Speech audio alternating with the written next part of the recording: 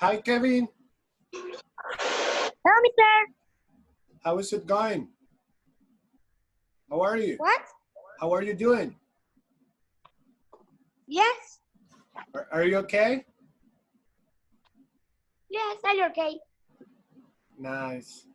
Luna, good morning. Aaron, Michelle. Los audífonos.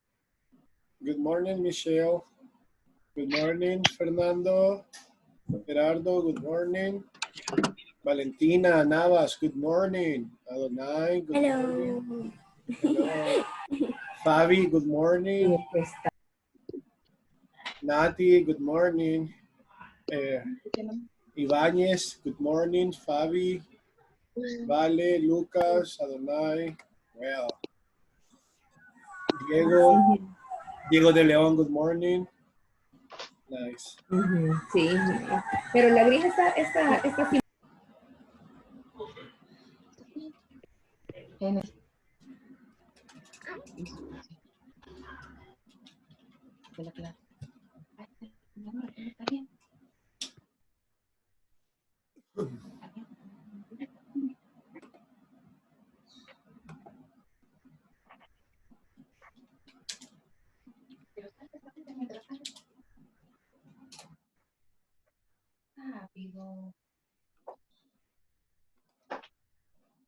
Abigail, good morning.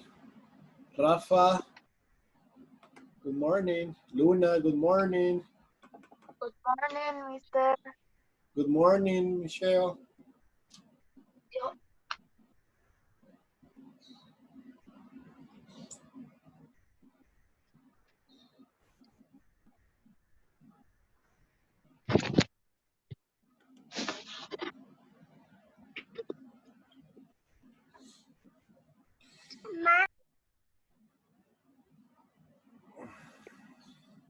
Okay, we are 20 students.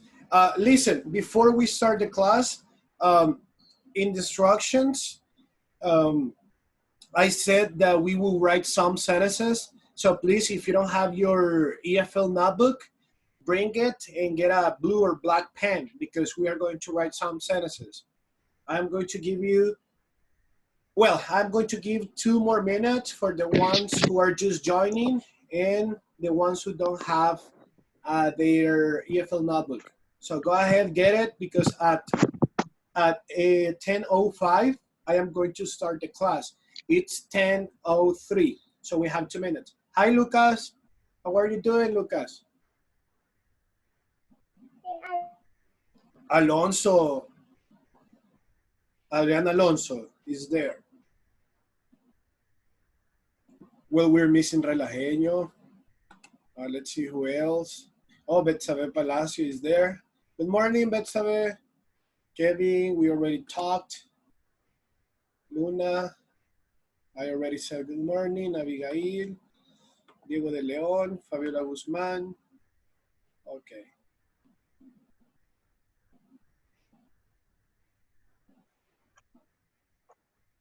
Okay, it's 10:04. 1 more minute and then we're going to start the class.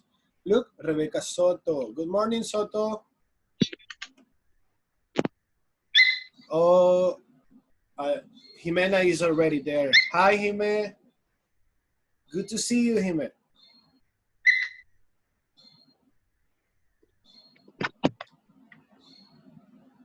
Hi, Rebe. Good morning. I already read your message. Okay, we're 22. It's 10:04. We're going to wait some seconds. Then we're going to start. Please, for the one who join us, get ready with your EFL notebook because at the end of the presentation, we're going to copy some sentences. Okay, we're going to start right now. So I am going to start with the process. You know, this time, right now, you won't be able to talk to me, to everyone. Okay, so my recommendation for you is to concentrate, focus, get your notebook, okay? And if you want to take notes on important stuff, you can do it. And Jaime, and let's start. We are 23 students right now. and it's 10:05.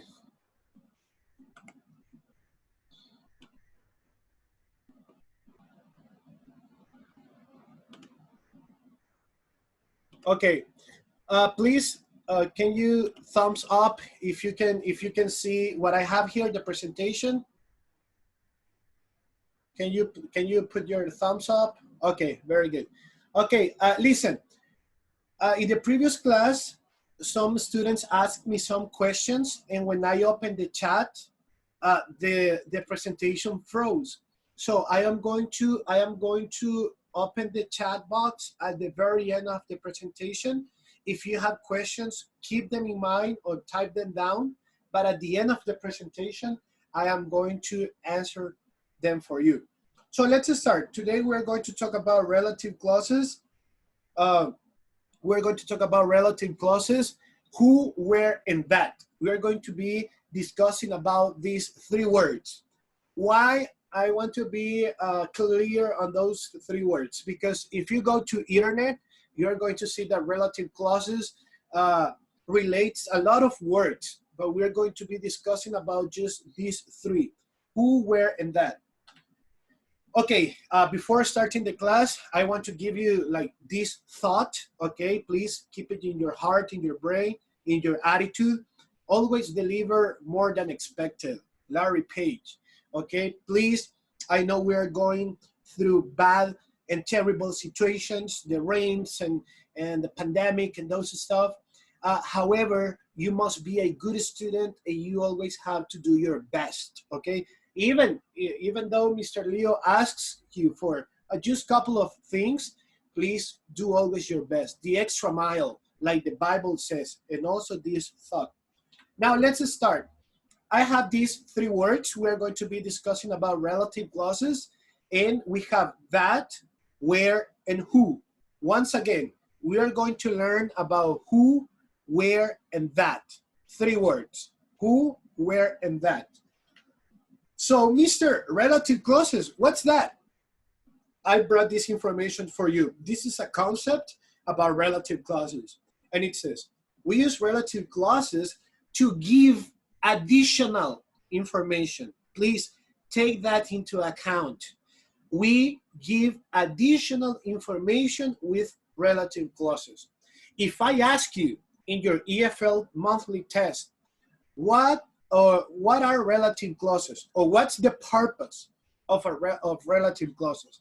Your answer must include to give additional information. That's the first key you must know. Relative clauses is to provide additional information. Okay? To give additional information about something without starting another sentence. By combining sentence with a relative clause, your text becomes more fluent and you can avoid repeating certain words. Okay, let's see. Relative clauses are used to provide extra information about what? We already know. We provide more information. Okay, but more information about what? We're going to see that right now. Based on the video that you watched, created by Mr. Ulysses, you saw some explanation in regards to the use of relative clauses. However, I brought two more concepts. And the first one, we use relative clauses to make clear which person or thing we are talking about. And the second concept, we also use relative clause to give information about a person, about a thing, and a situation. So far, we must keep in mind two things. Relative clauses help us give extra information, and relative clauses allow us to talk about situations, people, and things. Now let's see. I have some example for you. I told you that we will be discussing about three words: who, where, and that, okay? So this is the first one. How can I use, or when should I use the word who when talking about relative clauses? Listen, who, the word who is most often used. We use who to identify or to define the noun. Once again, the word who helps us identify or define the noun. For example, look at the picture. I have one singer there. We're going to see some examples. It says, Willie Gonzalez Cruz is a singer. I have one sentence. I don't have more information. Forget about the other sentence. I just have one sentence. Sorry. Willie Gonzalez Cruz is a singer. Okay? Now I have another sentence about the same person, Willie Gonzalez. Willie Gonzalez. He sings in Redimidos band. I have two sentences. Mister, so I don't see the word who there. We are not using relative clauses yet. But if I want to use relative clauses and the information told me that I can use it in order to make my sentences more fluent and to put two sentences together, I can do this. Willie Gonzalez Cruz is a singer. I have the same sentence. But if you notice, I already erased my second sentence. I don't have he anymore. Instead, I have who. So my sentence has become more fluent. Willie Gonzalez Cruz is a singer who sings in Redimidos band. Hold on.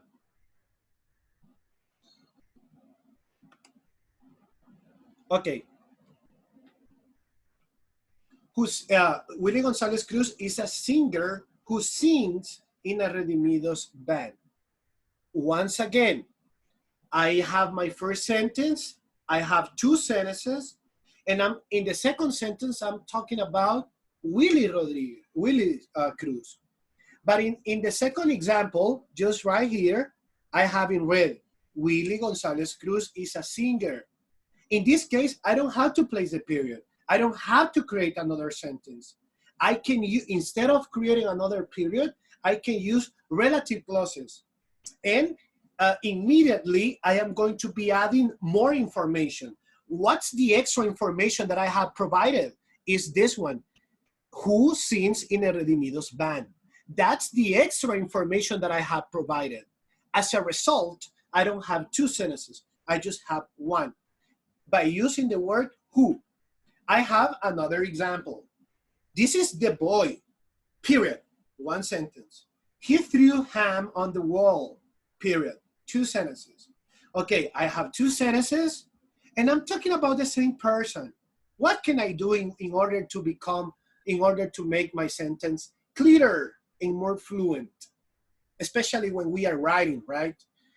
Well, you can use relative clauses, and instead of having two sentences, you can say, this is the boy who threw ham on the wall. Where is the extra information? The extra information is here. Who threw ham on the wall. I am providing more information about my noun.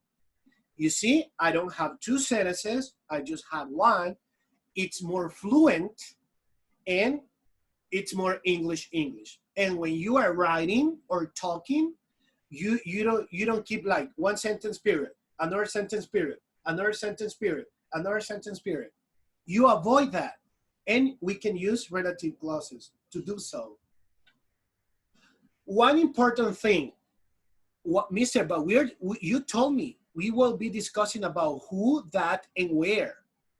Yes, but in this case, I just discussed about who, why, because the word who is only for people, not for things. And if you notice, in these two examples, I used people.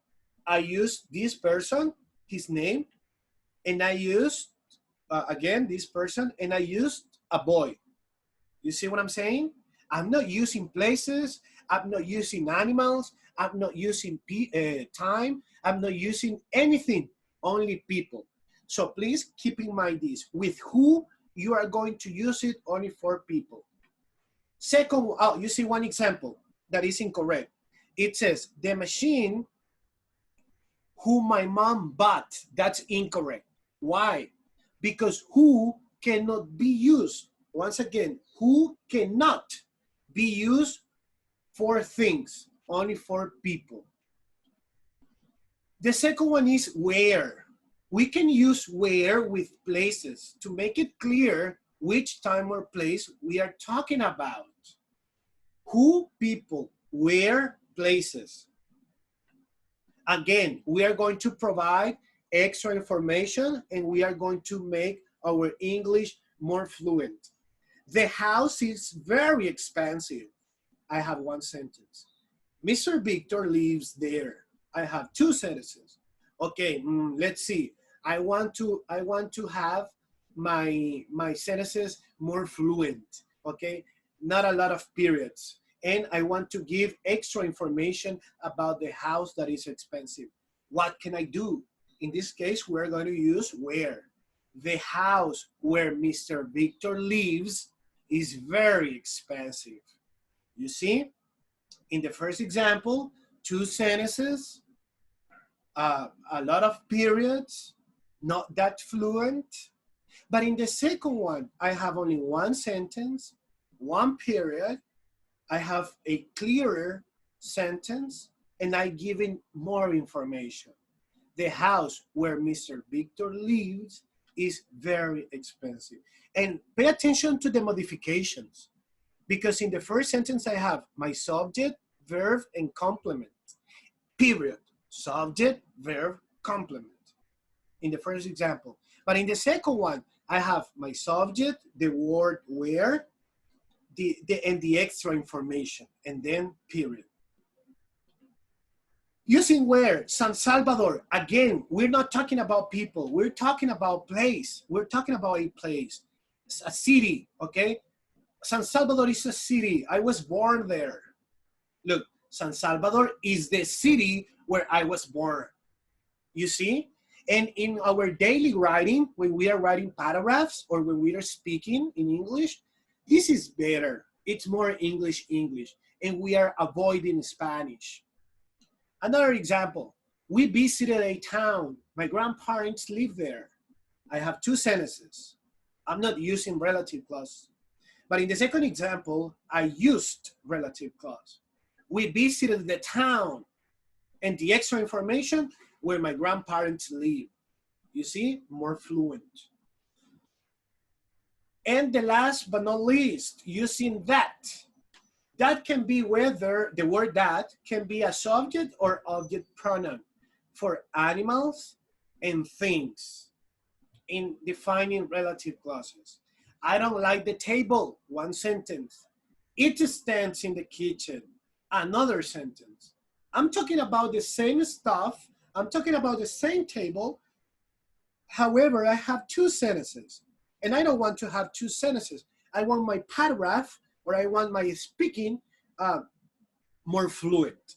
What should I do? You should use relative clause, the word that.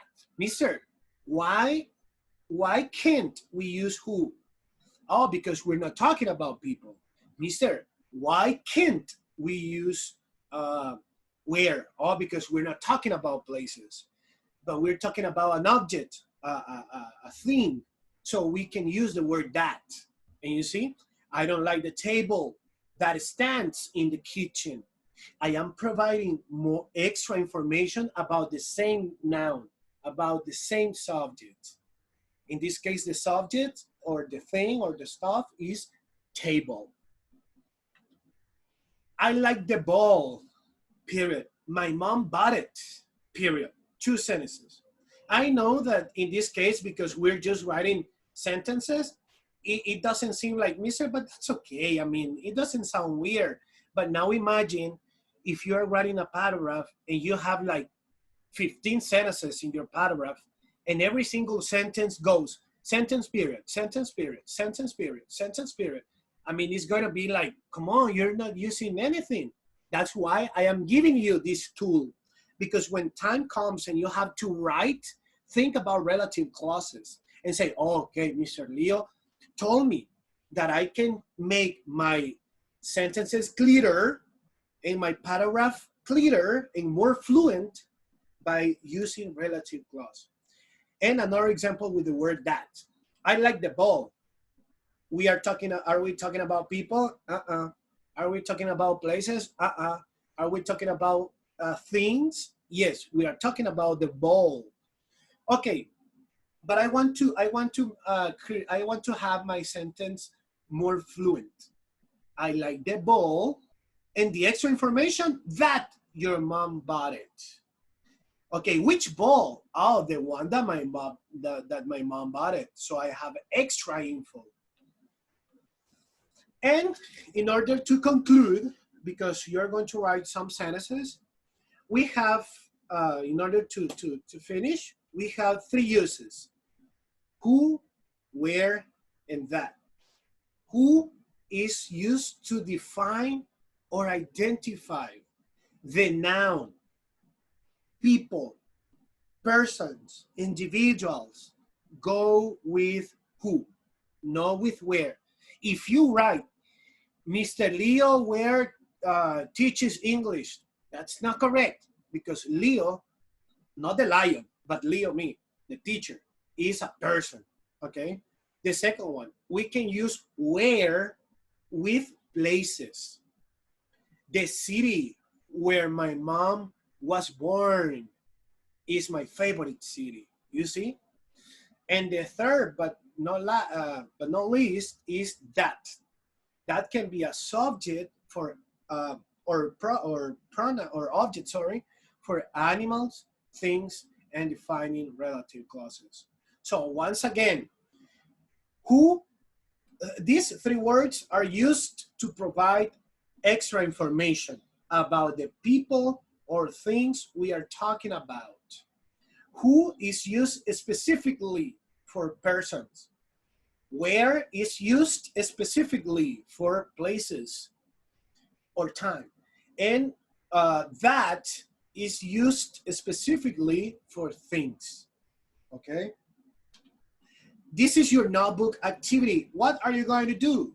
I am going to give you 2 minutes because I am going to send the PPT to the WhatsApp group.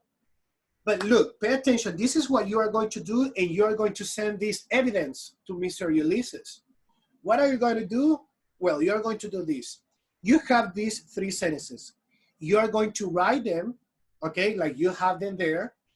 After that, you are going to rewrite the sentences, but in this case, like here. Like I have you have the sentences here, but you are going to rewrite them using relative clauses. That is the president, period. He created new laws. That sentence you are going to write again, but in this case, you are going to apply what we discussed here. It can be who, it can be where, it can be that. That's up to you. Second one, this is the charge. My father received Jesus. Which one is the correct? Where, don't tell me, where, that, or who. And the third one, this is the animal. It attacked me. Where, that, or who. Which one is the correct? That's up to you again. After these 3 sentences, you are going to write 2 more sentences. But those 2 more sentences are gonna be on your own. What does it mean? It means that you are going to create them, okay? And you are going to send them to Mr. Ulysses. I'll give you one more minute. If you don't finish, no problem, because I am going to resend the presentation. I am going to give you 1 more minute.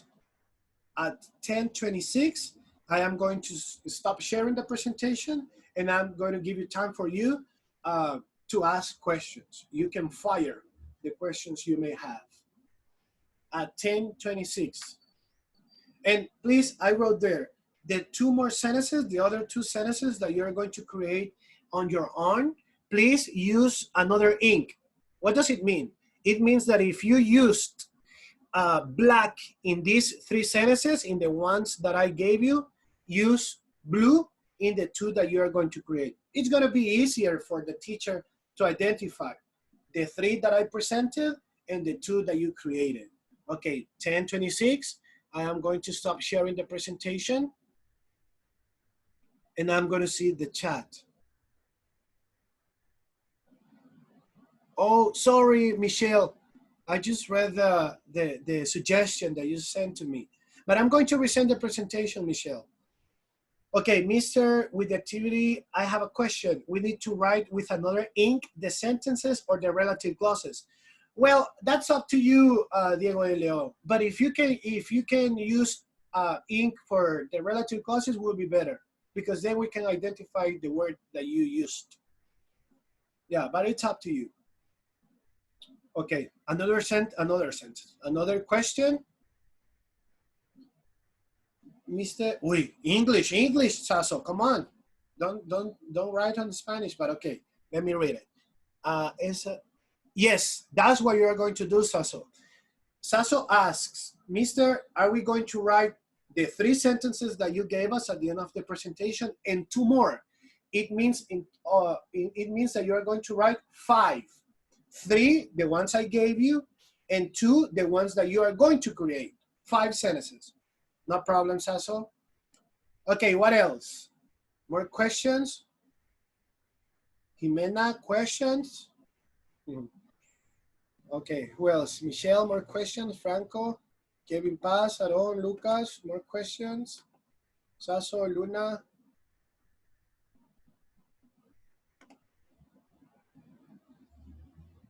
Oh, well. I just want to make sure of something that I have noticed here. Hold on.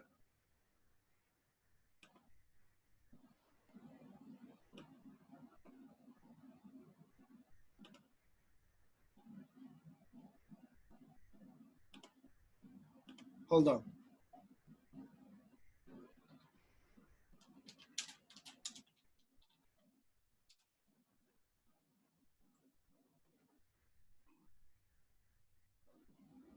Hold on, I just want to make sure of something that I just read.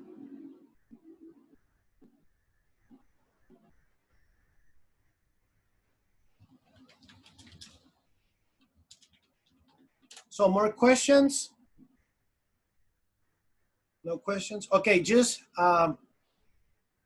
there is one contact or one person that says Galaxy S6H. I wrote a message on your chat box. Please, can you read it and can you answer, please? Okay, okay. Please, next time, remember that you have to write your name or you have to activate the camera, okay? But okay, good to know, good to know. Okay, so if you don't have more questions, we're going to stop the class here. Remember that Mr. Ulises and I are available for you if you have questions while you're doing your activity. And again, it was a pleasure to see some of you and to interact with some of you guys. Please stay safe. Don't go out if you don't have to. Follow your parents' instructions. And believe me that you make my day. When I see you, you make my day. When I see, and well, Jimena activated her camera. That's nice of you. Maybe Sasso next time she can activate and then we can interact, you know. It's gonna be pretty nice for me and for you. So I love you so much, guys. I am going to stop the class here and I see you later, alligator. Bye-bye, I love you so much. Bye. Bye, Michelle. Bye, Nati. Bye, everyone.